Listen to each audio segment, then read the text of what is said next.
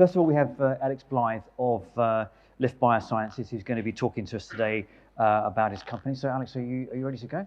Very good. Right. Okay. Thank you. Over to you. Hello, everyone. My name's Alex Blyth. I'm the founder and CEO of LIfT BioSciences. Should have a slide appear at any moment. Okay, that moment may go on for a moment.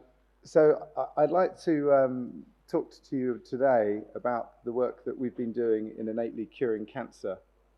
Now, I realise that this is really about rejuvenation, longevity, but I think interesting point to raise is that if you're going to be looking to live longer, you can expect to get more tumours, and that just goes with the territory. As you get older, the probability goes up. 45% of people in this room at some point will experience having cancer. And a lot of the rejuvenation and longevity pushes are things that actually can have a trade-off of increasing the incidence of cancer. Not all, some are bringing it down, but things like reducing total inflammation in the body. I'm going to talk to you today about a white cell called a neutrophil that's job is to go around your body and destroy mutating cells. And when you take away its inflammatory power, you increase the likelihood of tumours growing. So just having a generalized reduction of inflammation, as you see with some of the approaches, does have consequences. Similarly, things like increasing human growth hormone, increasing testosterone, these things can actually feed tumours more than any other cell in your body. And again, there's a trade-off. At LIfT BioSciences, we've developed a radically different type of cell therapy. In fact, we're the only company in the world with a neutrophil-based cell therapy platform. And we've deployed this for destroying solid tumours. And we are looking to go into the clinic at the back end of next year off some very strong preclinical data that we prepared on killing multiple tumours. So we don't see a limitation in the solid tumours we can destroy. But it also potentially has a benefit in other areas, such as killing senescent cells. So that's another job of neutrophils. So there are very strong tie-ins to senescence. And I think we all know that when it comes to tumour cells, they tend to grow almost exponentially as they take off. And you see a similar thing with chronically senescent cells. And chronically senescent cells bump into each other and, in effect, infect the next cell. And so it goes on, and they're wreaking havoc across your body. And a chronically senescent cell and a cancer cell are really two sides of the same coin. They are a mutated cell that has gone wrong.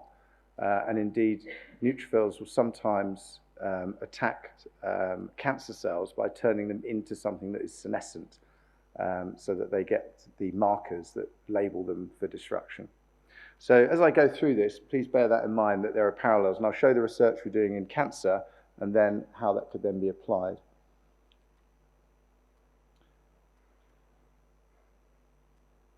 So as a summary, we produce a platform therapy that we call Immuno-Modulatory Alpha Neutrophils. And they're immunomodulatory in that they can change the immune environment in which a tumour grows, or indeed that senescent cells could be in. And they basically can calm your immune system, or they can escalate your immune system. So a lot of literature on neutrophils suggests there's either inflammatory or suppressor, and it actually is more complicated than that. And really, if you've got the right kind of neutrophils in your body, they'll do both when it's appropriate with good judgment.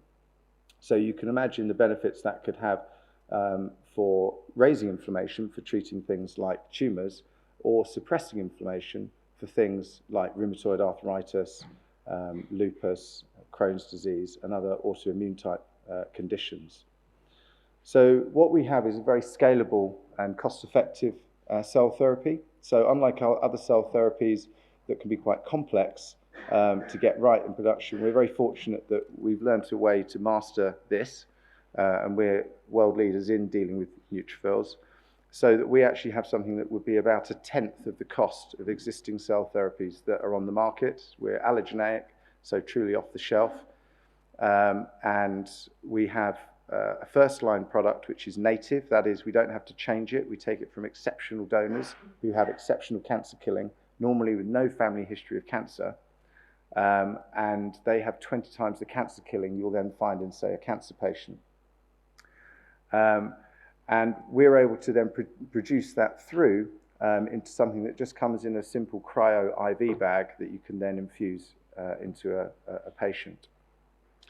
So we have already raised 10 million to date.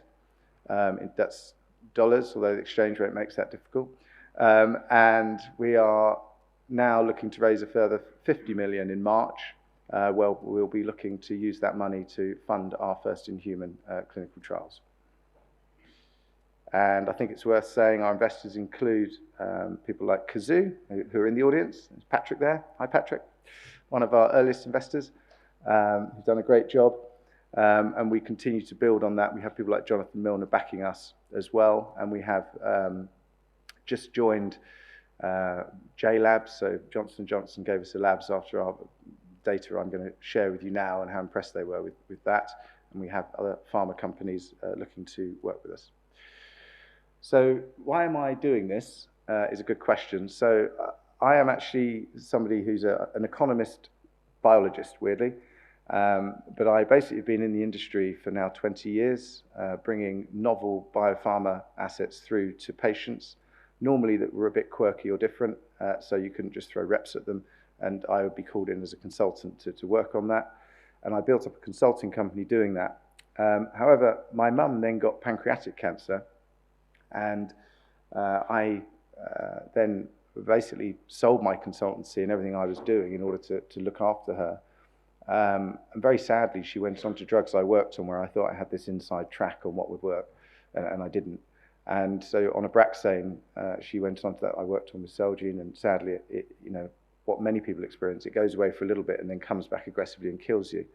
And the reason for that, and it really hit me then, was that targeted therapies fail because tumours adapt and they don't. And it just doesn't work in a mutating setting. So senescent cells, tumour cells, it's not the right approach.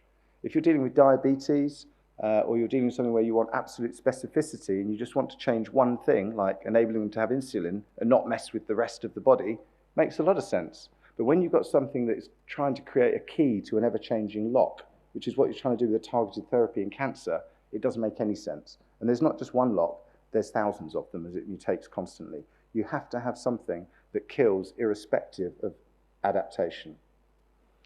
And that's what we have developed at LIfT BioSciences. We've developed something that can potentially destroy all solid tumours irrespective of where they are in the body or how they adapt. And that's a picture of my mum with my daughter when she was 3. And we started this because she wanted her grandmother back, and I couldn't do that. So I did the next best thing, and we promised to help other little girls not lose their grandparents. So the platform behind what we do is that we select donors for a specific purpose. My purpose has been killing pancreatic cancer cells particularly, but other cell lines from cancer. I select the donors who are best at doing that. We see huge heterogeneity that I'll share with you. We can then gene engineer them to be even better and even more resilient in tumour environments, but it's not necessarily necessary. We then expand them, and we have an iPSC version that I'm very happy to announce. As of last week, we now have an iPSC version of the product that is showing it can kill tumour cells. So that gives us potential to bring the cost down even more. And bear in mind, we're already 1/10 of the cost of other cell therapies. So this becomes a very realistic first or second line type option in some cancers. We then can differentiate the cells, and we take them through to a specific stage where we get very good storage as a progenitor. And this can be applied to many areas. We can use it for killing bacteria, so dealing with antimicrobial resistance, autoimmune disease, senescent cells, cancer, you get the idea. And we're looking at partnerships with pharma companies for doing this. Our focus remains on cancer, however. In light of time, I won't go through the whole team here, but it's an excellent team, and obviously I wouldn't be here if it wasn't for these people. We also have a very strong board who've been fantastic, and I've mentioned Patrick already. So the right neutrophils kill cancer is a key point. People know a lot about neutrophils, but what they don't understand is that really the type of neutrophil you have really dictates whether you're going to get a tumour or not get a tumour. To date, people think of this just as being something in blood tumours. So if somebody comes to having leukemia, we know that they're not producing the right kind of white blood cells. Well, actually, the same is true with solid tumours. Your bone marrow is not producing the right kind of innate immune cells, because it's your innate immune cells that will protect you first, not necessarily the adaptive immune cells. And just to point out, there isn't a person in the world who didn't get cancer for the first time because of their adaptive immune system. If you could just absorb what I'm saying there. Yeah. Might be a second time, but the first time, no, it's about your innate immune system. And yet we spend all our money on adaptive immune cells. So what do we have here? On the far right, there's a graph showing cancer killing against a pancreatic cancer cell line and a non-small cell line. And you can see that the most extreme killing donor is at the far right, and they're killing nearly 90%, and the least effective killer is on the far left, and they're killing about 5%. This is massively heterogeneous. I'd like to tell you the ones on the far left relate to the cancer patients who have the unhelpful neutrophils, and the ones on the right are the alpha neutrophils that we produce. Well, the ones on the right are the alpha neutrophils we produce, but the ones on the far left of that graph are normal. These are people walking around thinking they're okay. The people with actual cancer, it goes negative. The graph goes negative, and they start helping the tumour. So the heterogeneity in the population is massive. So what we do is we take the ones on the right and we put them into the people on the far left. So we give them 20 times plus the immune killing of cancer cells and potentially senescent cells. I won't go too much into the mechanism of action in light of time, but essentially the model is we take these exceptional donors, we do a stem cell harvest off them after functionally testing their killing. We then mass manufacture them in a bioreactor, and then we give those to patients in an IV bag, very similar to how Chimera is delivered. We're exceptional in our cell proliferation, and we're exceptional in the way that we can infiltrate any tumor type, unlike other cell types that struggle. So the reason CAR-T has struggled is they can't proliferate the tumor. We have excellent proliferation across all tumors and migration to them.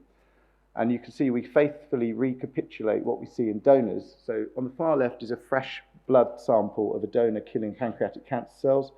The dark column on the right is cells we've produced in our bioreactor, and you can see that the killing is almost exactly the same. So we can faithfully put into people what the fortunate have that the unfortunate don't. Our cells are almost 90% committed to becoming these neutrophils, okay, and that's how we produce them. So we don't have lots of complex manufacturing. We're very fortunate we have a very efficient process. I'm going to skip this and go straight to the later results. This is a non-small cell lung cancer organoid. This is from a patient, so a bit like taking a patient biopsy. We culture up the cells, and this is the next best thing to testing it in your body. So without the safety effect of risking your body, this is like a tumor outside your body that they build into a spheroid. We were challenged by Johnson & Johnson to do this in squamous cell, non-small cell lung cancer, because biggest killer, most difficult to treat. And you can see Keytruda, which is a brilliant product as an immune checkpoint inhibitor that Alison brought to the world. Unfortunately, it does very little here, as did chemotherapy. So this patient, unfortunately, would die in current setting. You can see that LIfT completely annihilates the tumor, brings it down completely from 100% to 0. Make it easy for you. You see there? So from here, it brings it straight down. And we then did the same thing across other solid tumor types. So do it bladder, rectal, colorectal, gastric, and we're now rolling that out for pancreatic, head and neck, and liver. So you can see it's a phenomenon that works across all of them. These are just snapshots. It's 4 days of killing here. In reality, we'd be doing 6 weeks of killing, and we'd be doing 6 sequential therapies, 1 each week, like chemotherapy. So you can imagine this is just the first punch, and we still almost annihilate it completely. I won't go through all of that, but basically, in summary, we are going into clinical trials end of next year. We're looking to raise $50 million US in March to fund that. And we are interested in talking particularly to private family offices to join us on this. And we're looking for a board that consists of the right kind of people. And that's why I got into this in the first place. And that's why we'll continue to work in that way to develop an affordable cure for cancer. The difference with us versus other cell therapies is we are not antigen specific, so we're not limited. We're scalable, we're going to be affordable, and we're capable of recruiting the rest of the patient's immune system and destroying any solid tumour type that we work on. And we have a second generation using CARs and other things where we can adapt ourselves if we do encounter problems. So this is our solution to dealing with cancer and also potentially senescent cells, so that everyone and their families can live cancer-free and live to 120 as we all aspire to. So thank you very much.